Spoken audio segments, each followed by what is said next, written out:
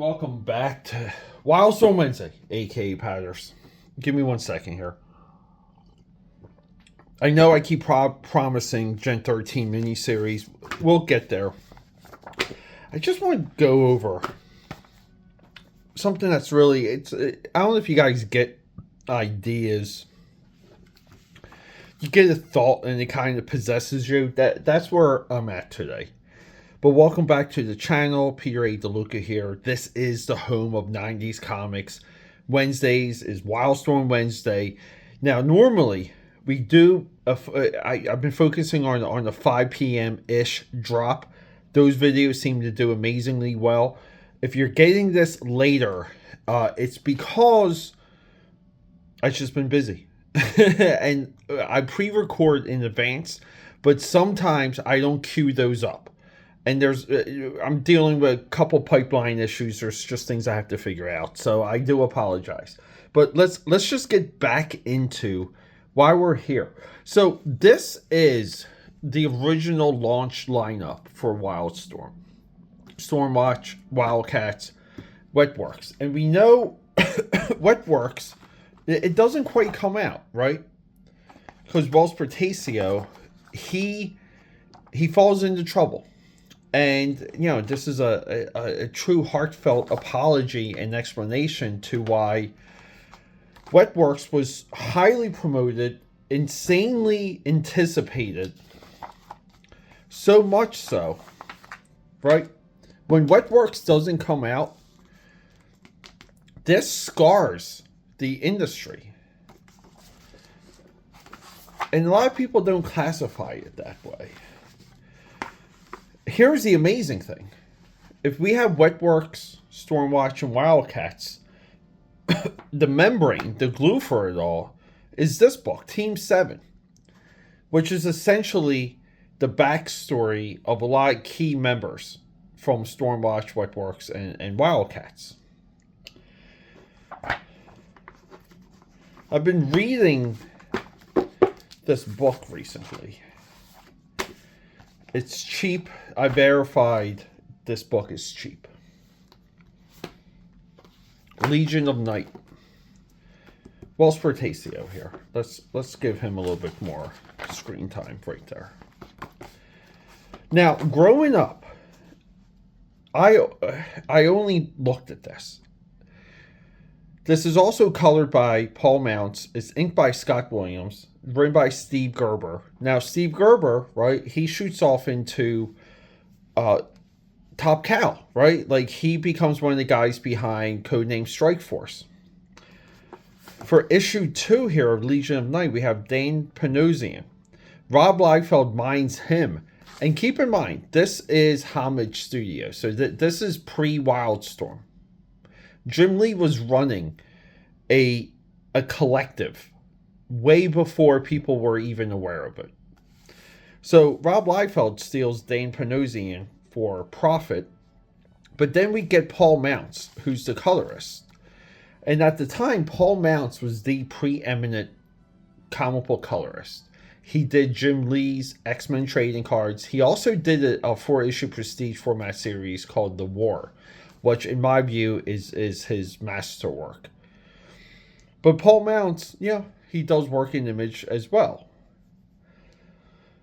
So we get this glimpse of Marvel horror. And we're at the end of Marvel horror.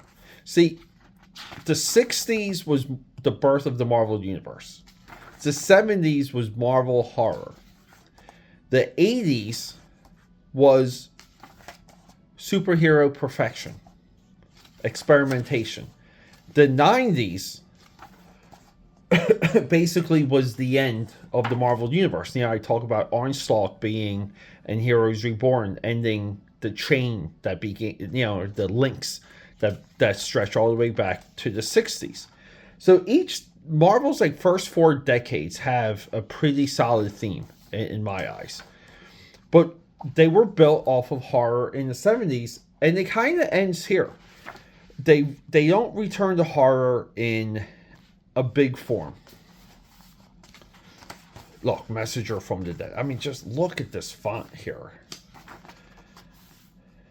But we get this double prestige format series drawn by Wells Portacio, one inked by Scott Williams, one inked by Dane Panozzi, and colored by Paul Mounts. Story captions by Steve Gerber. And we get like a lot of nice looking designs, right? And we get this groundwork in here. But this really is like it's a little bit upsetting realizing that Marvel kind of never really returns back to horror. They never go back to just making a comic book about something, you know, like a good story to tell. Coming out of the 90s, everything Marvel touches is just like superhero stuff. And I get it. The Joe Quesada era tried to bring back some of the like classic the classic tales, and they kind of tried to bring back Epic. They brought back What If, but mostly like Marvel becomes like post 90s like a superhero production house. They weren't like that in the 70s and the 80s. And my experience with the Legion of Night growing up, I was so into the Portacio X Factor, and I'm happy to have this issue. This is issue 63. This is my favorite issue. This might be like my absolute favorite Wells Portacio work, because when I was younger, I loved the way how he drew Iceman's power. It was just like shocking to me. And later, right, like he does something very similar with Archangel, like the way how he draws Archangel's wings. And I'm trying to see if I have any examples of that in here. But I haven't done a deep dive money-wise to reacquire a lot of his work.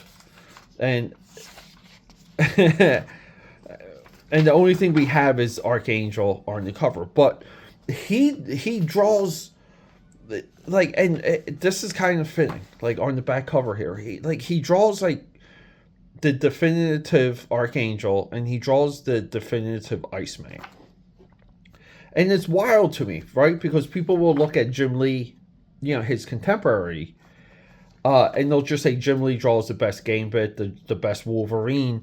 They'll pick like the two popular characters.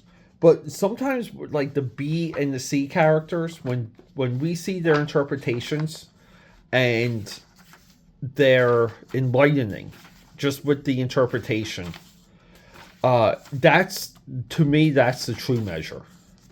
But he really, he just does good work with these wings. And he, just looking at Archangel, he just makes this guy look like a deadly weapon. Like even here, like in the mirror, right?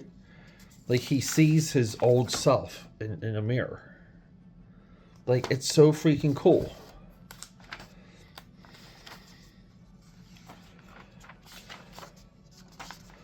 But the Legion of Night stuff, it's just really been with me recently. And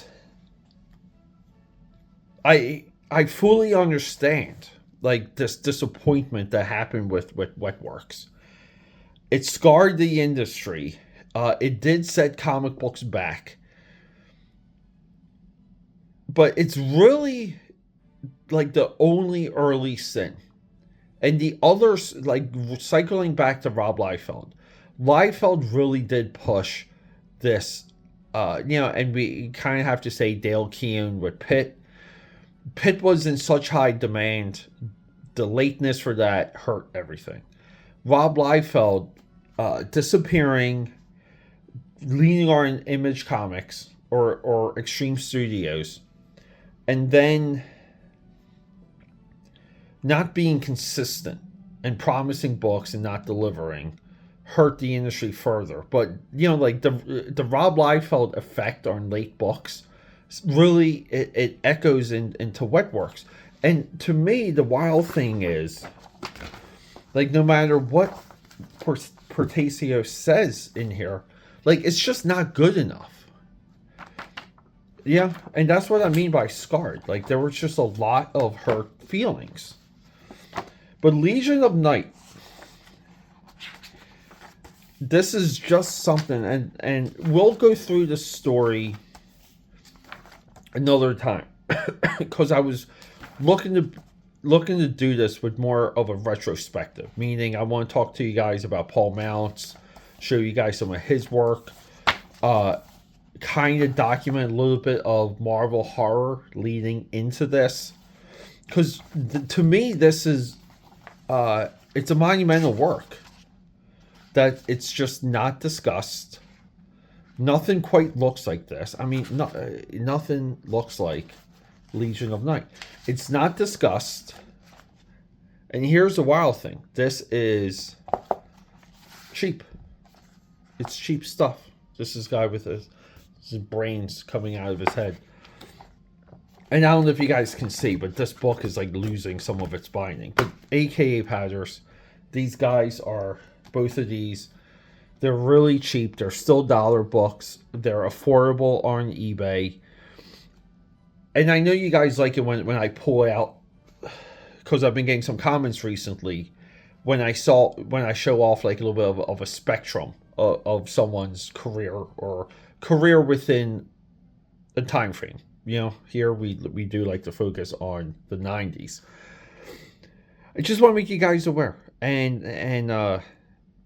to me, this book too, it really is. It's like the secret Wildstorm book that no one discusses, and I think that's why we're all here.